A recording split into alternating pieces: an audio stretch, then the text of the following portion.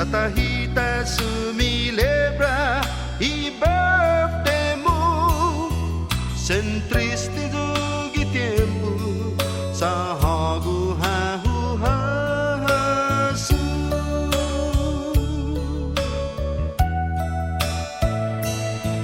sen mahalang juista sai tempo aman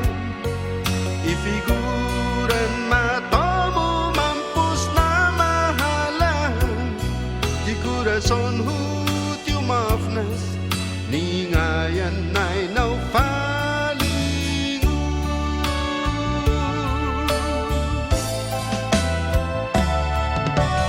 oh l'amor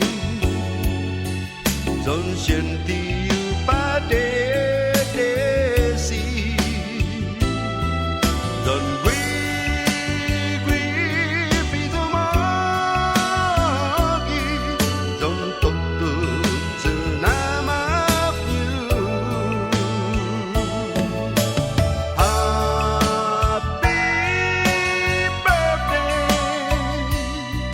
para hagu hasolo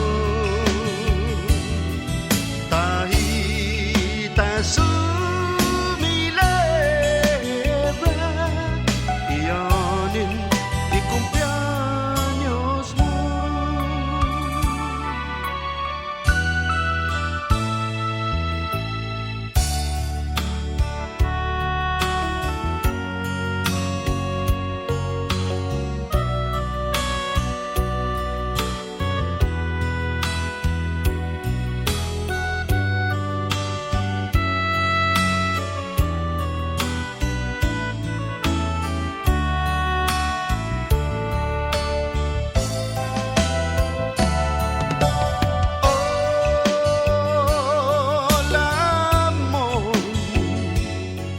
non senti padedesi don gui pizumagi